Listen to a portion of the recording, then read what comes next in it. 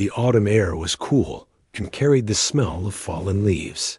That sweet, dusty smell that always feels like the end of something. A small girl walked along the worn dirt path that traced the border between the quiet suburban street and the beginning of the woods. Her name was Alara, and she was 10 years old. This walk home from school was her favorite part of the day. It was her time. No talking, no lessons, just the sound of her own sneakers on the path and the rustle of squirrels in the canopy above. She was a quiet child, often lost in her own thoughts. While other kids rushed home to games and screens, Alara took her time. She noticed things. The way the light fell through the red and gold leaves, making patterns on the ground. The busy work of a line of ants crossing the path. She felt a deep comfort in the company of trees and the open sky that she didn't always feel on the crowded school playground. In her backpack, next to her textbooks, was a well-loved library book about animal behavior, its corners soft from being held so much. The path took a gentle curve, and the sounds of the street behind her faded into a pleasant hum. Up ahead, a long private driveway dipped down from a house hidden behind a thick stand of pine trees. Alara had passed it 1,000 times. She sometimes saw beautiful German shepherds playing in the fenced yard far up the drive, their barks echoing down the hill. They sounded important and busy. Today, the barking was different. It wasn't the happy, playful noise she sometimes heard. It was sharper, more urgent, and it was getting louder. It sounded like many dogs, not just one or two. Alara slowed her steps, listening. The barking stopped suddenly. The quiet that followed felt heavy, like the air before a storm. Then, movement caught her eye at the mouth of the driveway. A single, powerful dog emerged from the shadows of the pines. It was a German shepherd, its coat a mix of dark and light brown. It stood very still, looking right at her. Before Alara could even think, a second dog appeared beside it. Then a third. They didn't run, but they moved with a steady, purposeful energy, flowing onto the path like water. Her breath caught in her throat. More came. They were all German shepherds, but they were all different, some dark as charcoal, others lighter with black saddles, some big and some a little smaller. They moved around her, not charging, but fanning out. Soon she was in the center of a living, breathing circle of dogs. 14 of them. They didn't growl. They didn't bark. They just stood or sat, their bodies alert, their intelligent faces turned towards her. 14 pairs of watchful dark eyes held her in place. Alara's heart began to pound so hard she could feel it in her ears. A cold flush of pure fear went from the top of her head down to her toes. Every story she'd ever heard about dog attacks flashed uselessly through her mind. Her legs felt like they were made of wood. Instinctively, she knew one wrong move could change everything. Running was the worst idea. She remembered a picture from her animal book. A gazelle freezing when it knew it was seen. So she froze. Across the narrow road, in a house with a big bay window, an elderly woman was watering her plants. She looked up and her hand flew to her mouth, the watering can tipping over and soaking her slippers. She saw the small girl in her bright blue jacket, standing like a statue, surrounded by a sea of large, athletic dogs. It was a terrifying picture. The woman stumbled to her telephone, her fingers shaking so badly she misdialed twice. Finally, she got it right. Police. Please hurry. She whispered into the phone, her voice tight with panic. There's a little girl on the old logging path off Pine Road. She's completely surrounded by a pack of big dogs. I think they're German shepherds. There must be over a dozen of them. She's not moving. Oh, please hurry. Back on the path, the world had shrunk to the circle of animals and the sound of her own breathing. Alara tried to make her breaths slow and quiet. The dogs were just watching. The biggest one, a male with a wise face and a muzzle touched with gray, was directly in front of her. He seemed to be in charge. The others glanced at him, then back at her, waiting. It felt less like an attack and more like an assessment. They were deciding what she was. Tears pricked at the corners of her eyes, but she blinked them away fiercely. Crying felt dangerous. She thought of her grandfather, who had lived with them before he passed away. He had worked with police dogs. He would tell her stories, not scary ones, but stories about partnership and respect. "Dogs are feeling creatures, Lara," he'd say, his voice rough but kind. "They read the world with their noses and their instincts. Your fear has a smell to them. Your calm does too." Was that what this was? Were they reading her? The initial wave of panic began to recede, just a little, pushed back by a tiny, stubborn spark of curiosity. These dogs didn't look like the snarling pictures in scary news stories. Their ears were up, not flat against their heads. Their tails were still, not stiff or bristling. They looked serious, guarding something. Guarding her? Guarding themselves from her? The standoff continued under the fading afternoon sun. From far away, the faintest sound of a siren began to weave its way through the trees. One of the younger dogs, near the back, twitched an ear at the new noise. The circle seemed to get a little tighter. Elara's moment of calm wobbled. The situation was fragile, balanced on a knife's edge, and the approaching sirens were a new, unknown element. She knew she had to do something, or the balance would break. But what do you do when you are 10 years old and surrounded by 14 waiting wolves? The silence was the loudest thing Elara had ever heard. It wasn't a peaceful quiet. It was a thick, heavy feeling that pressed in from all sides, broken only by the soft panting of a few dogs and the frantic drumbeat of her own heart in her ears.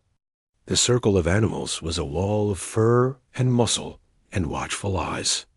She felt incredibly small. Across the road, the woman at the window was a statue of fear. She had described the scene to the 911 operator in a frantic whisper, and now the operator was keeping her on the line. "Stay on the phone. Help is coming. Is the child crying? Is she moving?" The calm voice asked from the speaker. The woman could only whisper back, "No, she's just standing there." Like a little blue rock in a river of dogs. She wanted to throw open her door and shout, to scare the dogs away, but a deeper fear held her back. What if they turned on the girl? She clutched the windowsill, her knuckles white, praying the police would get there before anything terrible happened.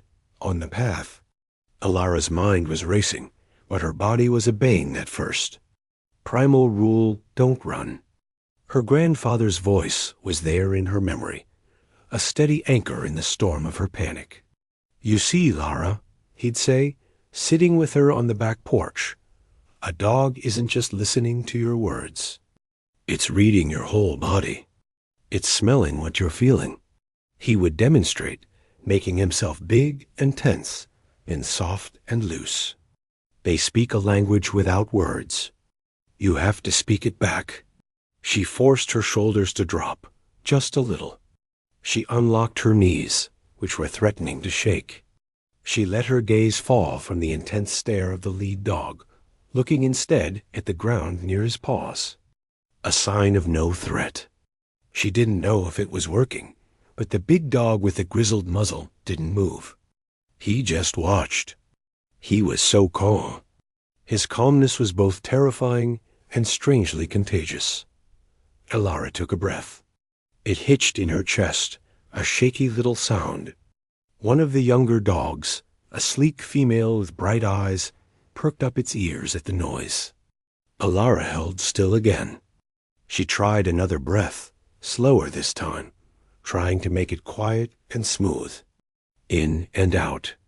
The lead dog's nose twitched, taking in the scent of her fear, the scent of her trying not to be afraid, the world had narrowed to this patch of dirt.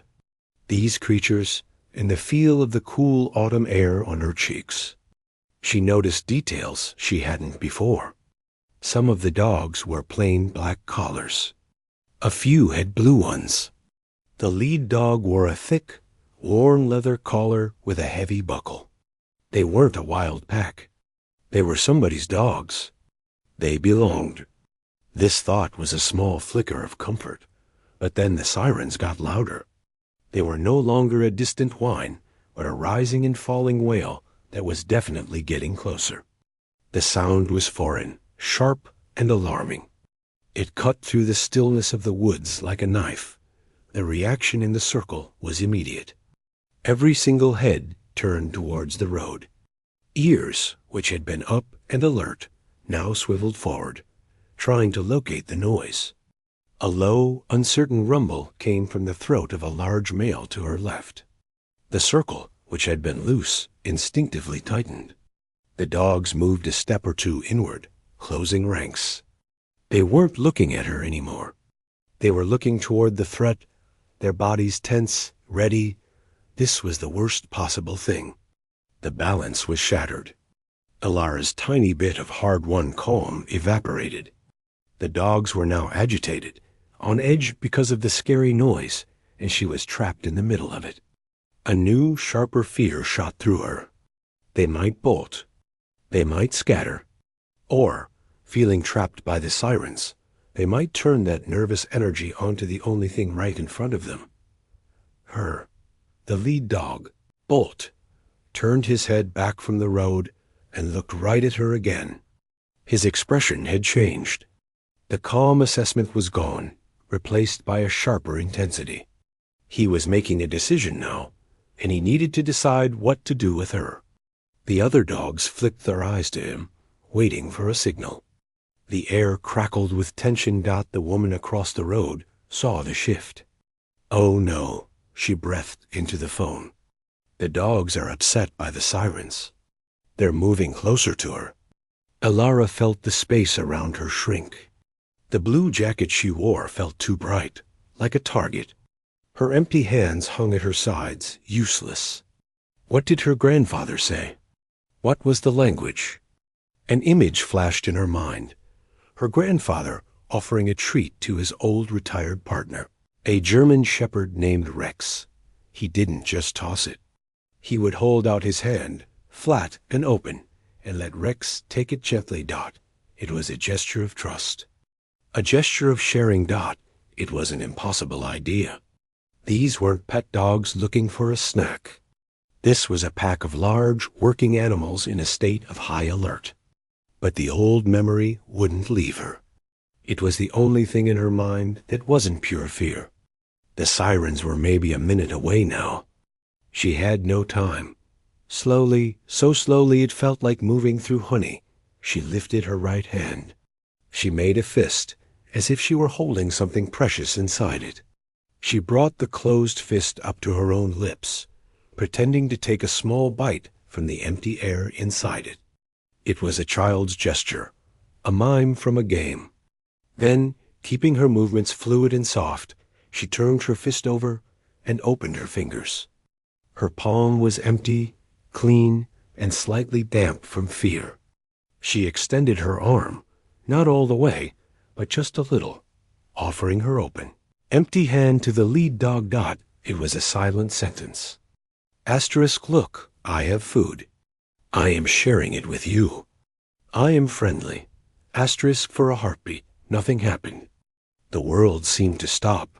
The lead dog stared at her hand, then at her face, then back at her hand. His deep brown eyes were unreadable.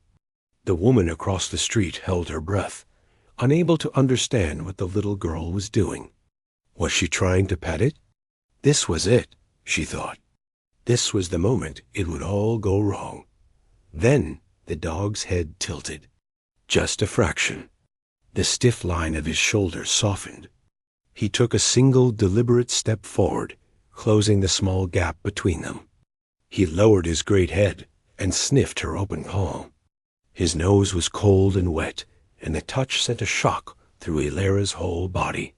He nudged her hand gently once, then again, as if checking for the invisible treat. And then he let out a soft sigh, a puff of air that wasn't a growl or a bark. It was a sound of decision. He looked back at the pack and gave a single quiet woof. It wasn't a loud command. It was more like saying, "It's okay." The effect was magical. The tense energy that had pulled the circle tight simply dissolved. A younger dog sat down with a thump. Another shook itself, from nose to tail, as if shaking off the worry. The low rumbles stopped. They were still surrounding her, but the feeling was completely different. The threat was gone. They were just waiting with her. And that was the moment a man, his face pale with terror, came sprinting down the driveway, his shouts of the dogs' names breaking the strange, quiet spell. The man's voice was a raw, desperate sound that tore through the quiet tension like paper. "Bolt, Kaiser, Heidi, to me, now." He was a tall man, dressed in sweatpants and a worn t-shirt, his face flushed from running and etched with pure terror. He skidded to a stop at the edge of the path, taking in the scene. The small girl, his entire pack of 14 dogs loosely encircling her, and the approaching scream of police sirens now just a turn away. His heart felt like it was going to hammer its way out of his chest. The dogs turned almost as one towards the sound of his voice. Tails, which had been still or held low, began a hesitant, recognizing wag. But they didn't rush to him. Every single one of them, from the grizzled lead dog, Bolt, to the youngest, lanky pup first, looked back at the girl. It was a flick of the eyes, a subtle shift of the head. They were checking on her. It lasted less than a second, but the man saw it, and it stunned him even in his panic out then. With a fluid motion that seemed almost choreographed, the pack moved. It wasn't a chaotic stampede. Bolt gave a low, authoritative bark, a sound completely different from his earlier quiet woof. He trotted briskly towards the man, his posture all business. The other dogs fell into line, some following him directly, others peeling off from the circle to join the flow. In moments, the living wall around the girl had dissolved, reforming instead around the panting, relieved man. They nuzzled his hands, leaned against his legs, a wave of quiet, wiggling concern. They knew they were in trouble. This left the girl, Ilara, standing alone in the middle of the path. She was still holding her hand out, palm up, frozen in her gesture of offering. The sudden absence of the dogs felt almost as strange as their presence had been. A cold emptiness washed over the space where their warm, breathing bodies had been. She slowly lowered her arm, her fingers trembling. The delayed shock began to set in, making her knees feel soft and weak. 2 police cars, lights flashing a dizzying blue and red, pulled onto the grassy shoulder of the road. Officers stepped out quickly, their hands resting near their belts, their eyes scanning the scene. They saw the tall man surrounded by a large group of German shepherds and a small, pale girl standing a dozen feet away. The neighbor was now rushing out of her house, pointing and talking in a rushed, high-pitched voice. "She's okay. The dogs didn't hurt her." The man was saying loudly, his voice cracking with emotion as he clutched Bolt's collar.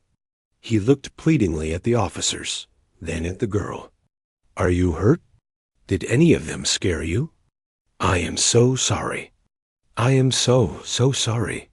One officer, a woman with a calm face, approached Ilara slowly, putting herself between the girl and the dogs.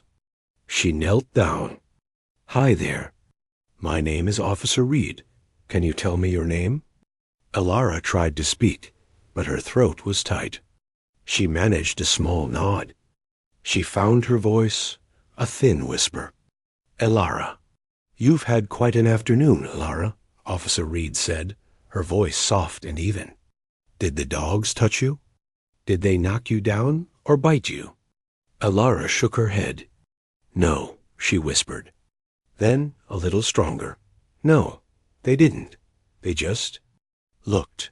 The other officer was talking to the dog owner, his notebook out. The story tumbled out of the man in a guilty rush.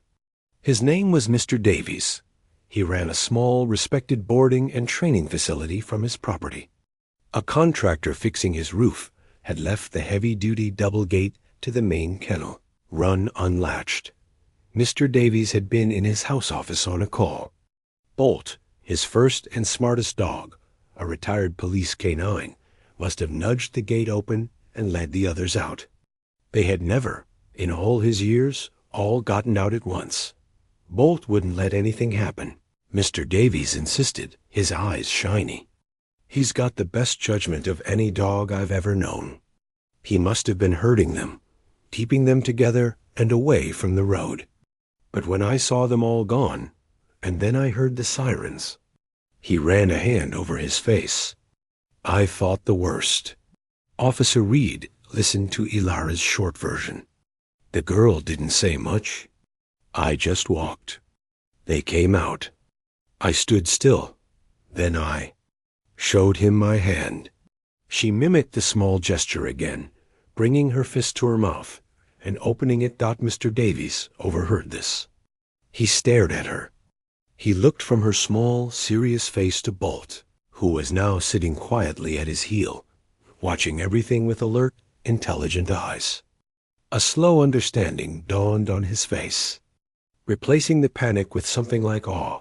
You offered him food, Mr. Davies said, not quite a question. Ilara nodded.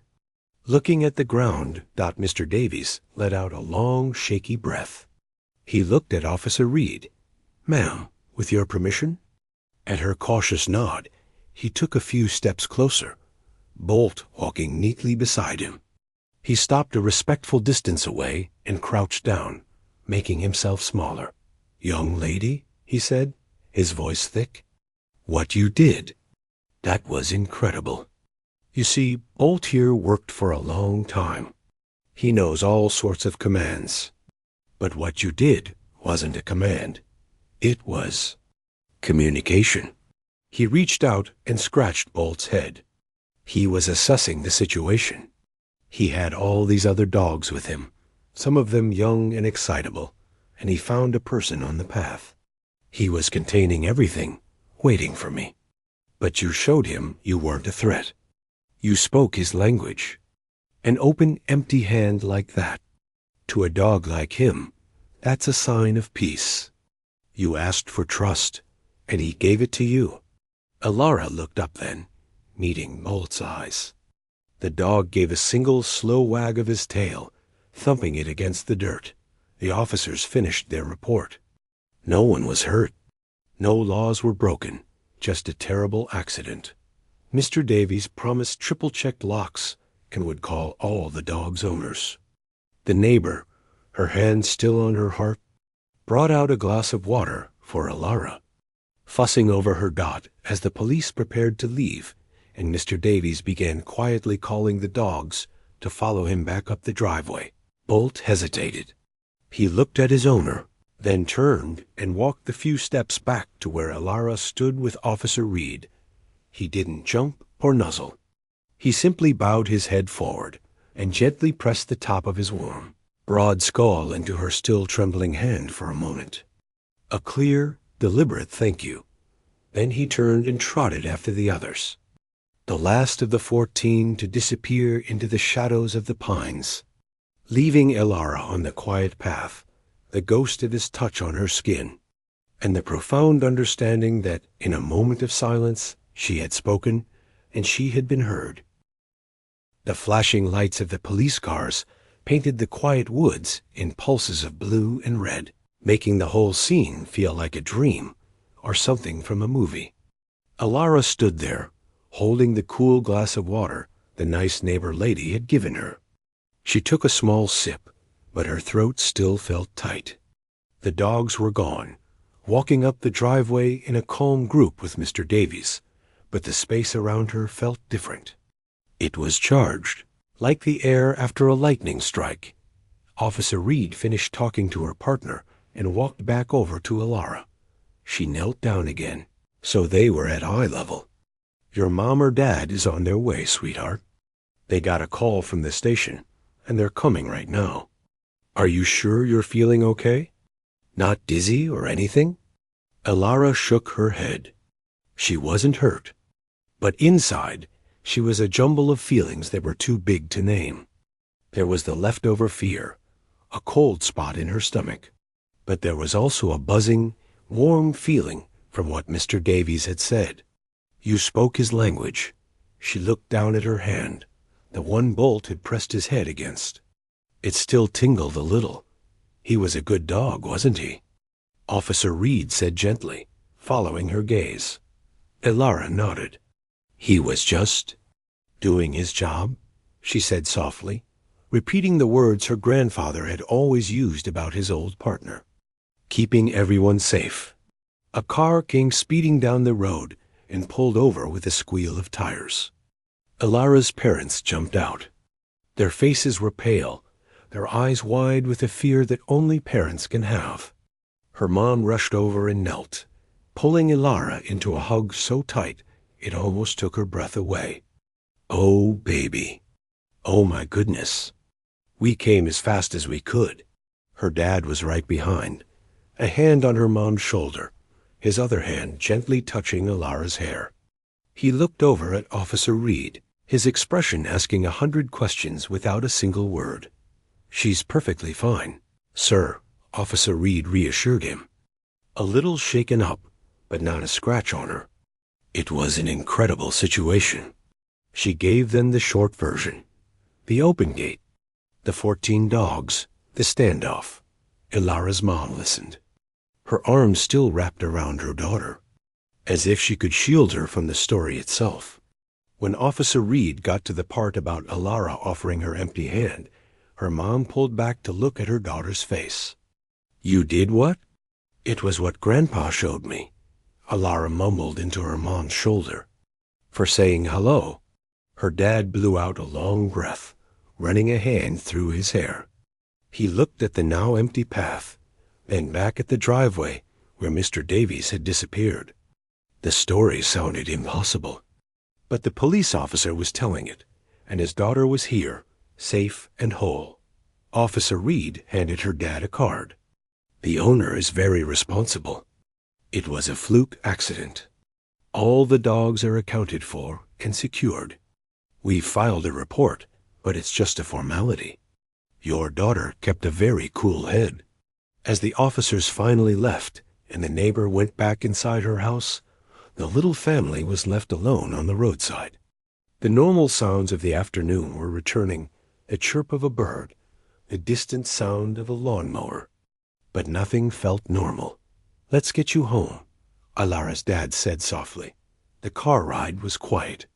Elara sat in the back seat, looking out the window, but not really seeing the houses go by. She was replaying it all in her head. The circle of eyes, the cold nose on her palm, the deep, quiet sigh from the big dog. Her parents kept glancing back at her in the mirror, sharing silent, worried looks. When they got home, her mom made her a cup of sweet tea and sat with her at the kitchen table. "Do you want to talk about it, honey? Or do you just want to be quiet?" Elara wrapped her hands around the warm mug. "I was really scared at first," she said, her voice small. "But then I remembered Grandpa's stories about how dogs are always talking, just not with words. And I thought, if they're talking, maybe I should try to talk back. I just didn't know what to say." Her mom's eyes filled with tears. She reached out and held Elara's hand. "You found the right thing to say." Later that evening, after a quiet dinner, there was a knock at the front door. Elara's dad answered it. It was Mr. Davies. He looked tired and serious, and he held a leash. At the other end of it, sitting perfectly still, was Bolt. Elara, who had been curled up on the sofa, sat up straight. "I hope it's all right," Mr. Davies said, his voice full of apology. I couldn't let the day end without doing this properly. We owe you more than I can say." Ilara's parents hesitated for a second, then stepped back to let him in. Bolt walked in calmly, his nails clicking on the floor. He didn't sniff around or pull. He just stood beside Mr. Davies, looking at E-L-A-R. Mr. Davies cleared his throat. I've spoken to all the other dog owners. Everyone is relieved, of course. But I told them what happened. What your daughter did. He looked at Ilara. Bolt is my partner. I trust him with my life. What he did today, keeping that whole group together and calm, that's because of his training and his heart. But the way it ended, that was because of you. You turned a potential disaster into nothing. And so, he held out the leash. I wanted to give you a proper introduction. Without any pressure, without any other dogs around. Just you and him. Ilara slid off the sofa. She walked slowly across the room. Bolt watched her, his tail giving one slow, sweeping wag. She stopped in front of him, then remembered. She didn't offer her hand this time. Instead, she did what her grandfather said you should do when you really mean hello. She turned her body slightly to the side, not facing him directly, and looked down, letting him come to her. Bolt took one step forward. He sniffed her jeans, her sweater, and then gently nudged her hand with his nose.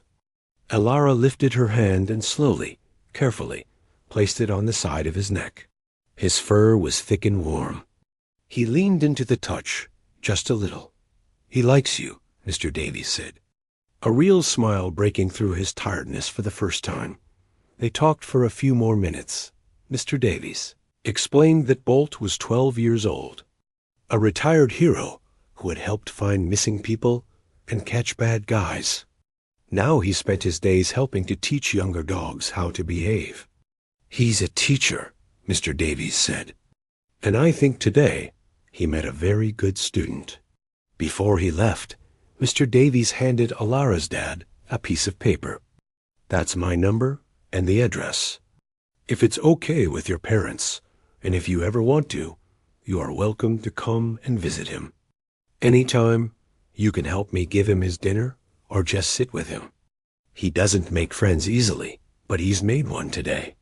After they left, the house felt peaceful. The heavy fear of the afternoon was gone, replaced by a gentle warmth. Ilara went to bed that night, and for the first time, she didn't replay the scary part. She replayed the last part, the feel of Bolt's warm fur, the calm in his eyes, the feeling that in a world that sometimes felt too loud and confusing, she had found a moment of perfect, quiet understanding. It wasn't an ending. It felt, strangely, like the beginning of something. The story of the girl and the 14 dogs didn't stay secret for long. The neighbor who had called 911 told her bridge club. Someone in the bridge club told their cousin, who happened to be a reporter for the local newspaper. A few days later, a kind-faced woman with a notebook showed up at Ilara's door, asking if she could talk to the brave young girl who talked to the dogs. Ilara was shy about it. She didn't feel brave.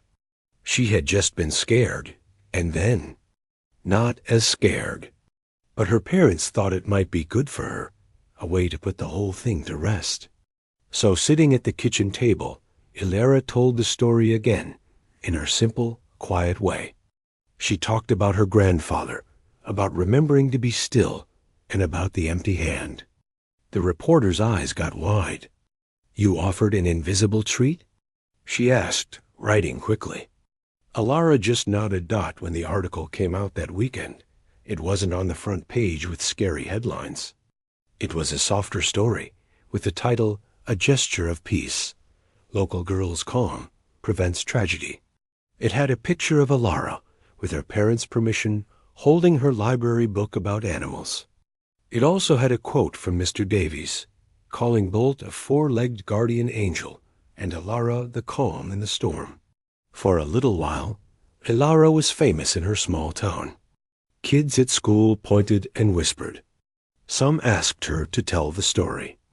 Others made silly barking sounds in the hallway, which made her shrink inside.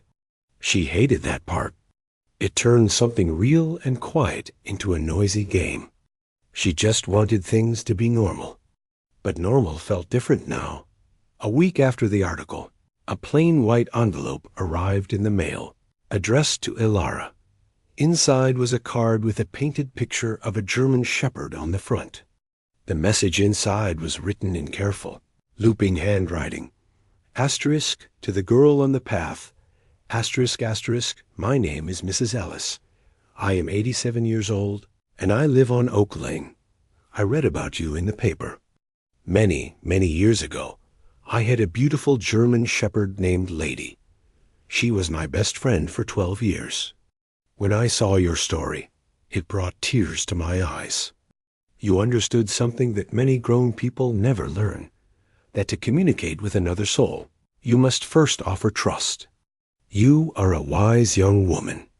Thank you for reminding an old lady of a wonderful friend. Asterisk, asterisk, with gratitude. Asterisk, Ilara, read the card 3 times. She kept it on her bedside table. This meant more to her than the newspaper article. This was a secret shared between her and a stranger, connected by a memory of a dog named Lady. The invitation from Mr. Davies stood on the fridge, held by a magnet. One Saturday afternoon, Ilara's dad looked at it and then at her. Feel like going for a little drive? Maybe just to say hello? Ilara felt a flutter of nerves. What if Bolt didn't remember her?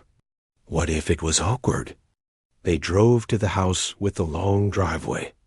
This time, the heavy gate at the top was securely locked. Mr. Davies welcomed them with a warm smile. The property was peaceful, with secure kennels on one side and a big fenced field on the other. A few dogs barked a hello from their runs. Then Bolt came walking around the corner of the house. He didn't run. He walked straight over to Ilara, his tail moving in a steady, welcoming metronome beat. He sniffed her hand once, as if confirming, and then sat down beside her, leaning his weight gently against her leg. That was all. But it was everything. He does that with me, Mr. Davies laughed. You've been approved. That first visit turned into many. Some Saturdays, Ilara would go with her dad. Her mom came sometimes too. She wasn't there to play with the dogs in a wild, running way. She would help Mr. Davies fill water buckets. He showed her how to check that a collar was fitted properly, not too tight. Sometimes she would just sit on a bench in the sunshine with Bolt lying at her feet, watching the younger dogs learn their lessons in the field.